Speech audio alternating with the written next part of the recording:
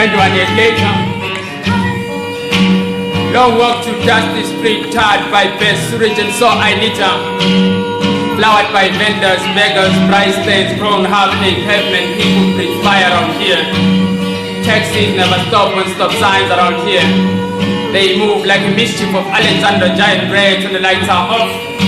Engines buzzing to life like a swarm of angry bees deep very hard to the ever-beating slums. Every morning we wake up on their alleyhoods.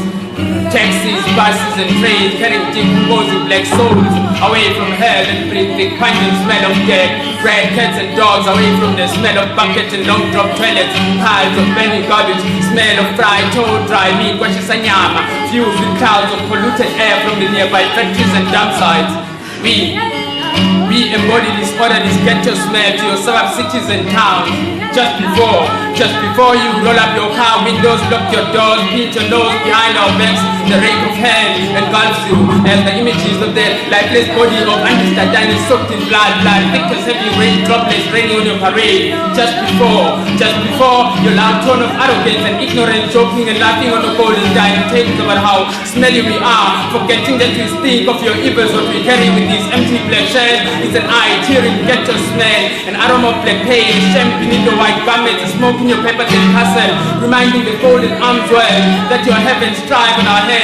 Your dreams are a nightmare, your preserved privileges is black pain that have swallowed million shacks, million blacks, staring at the mouth of the barrel with bricks of anger, petrol bombs of boldness. We are still fighting, forgotten outside the cities of the rainbow.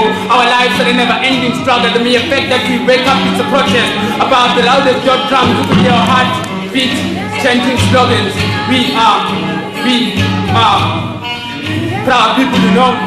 We might not have, but we have something with feathers. Maybe tomorrow, today, kids play pushing bricks.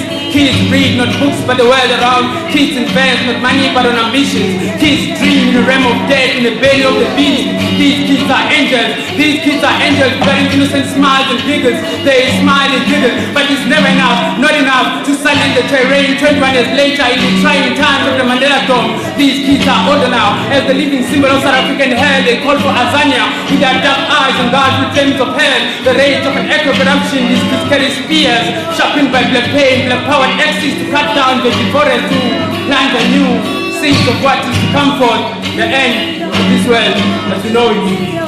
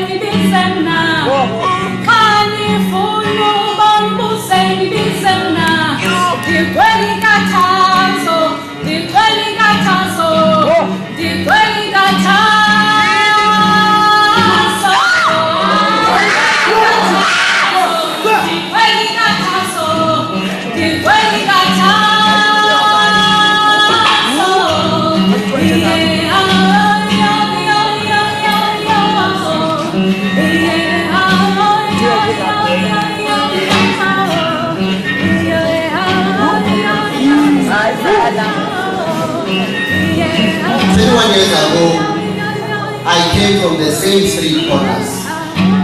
Grew up colliding with boys who are stuck in a mud of ignorance.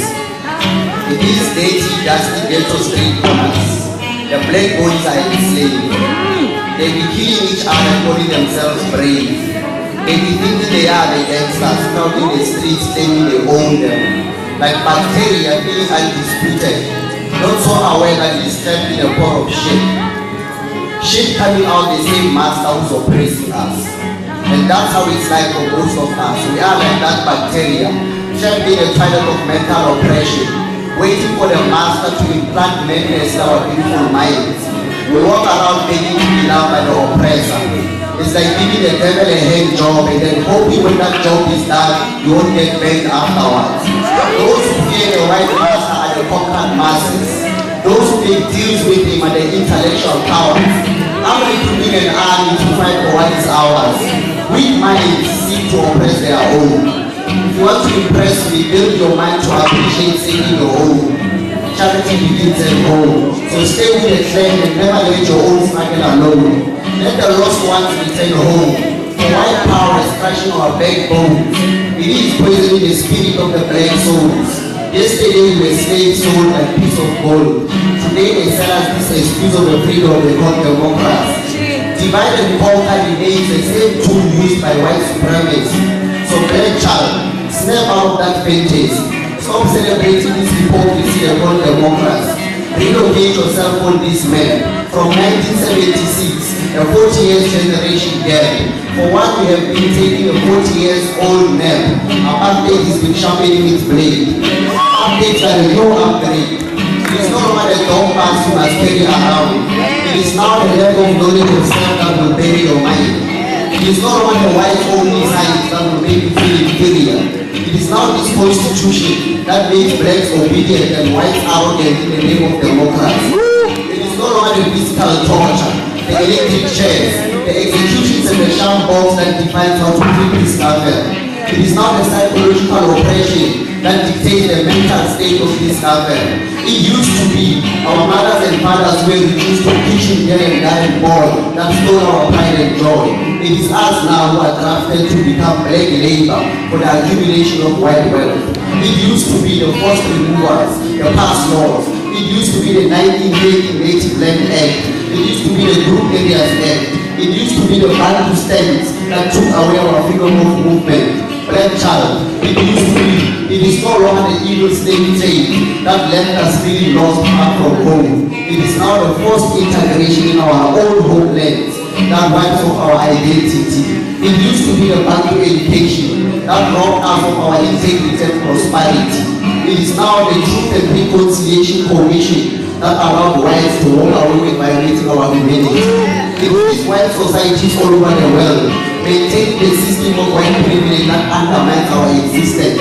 It is this culture of white liberals prescribing solutions to black problems that insult our intelligence. It is when you allow them to convince you that your own culture is less important than their religion. When you forget your place of origin, it is when you are unconsciously proud. When you go all out to shun their system of institutional racism without a doubt. That's when your roots get blamed without a doubt. Wear your black face proud, project your inner self out, bend the white flag down, do not surrender to oppression. Our people walk free on this face of this earth with bravery. Our history didn't begin with slavery. We were once queens and kings. We can still rise past beyond economical slaves. We were once queens and kings. We can still rise past beyond agents of self-destruction. We were once queens and kings. We can still rise past beyond apologies for white supremacy. We can still rise past beyond this black oppression in service of white domination.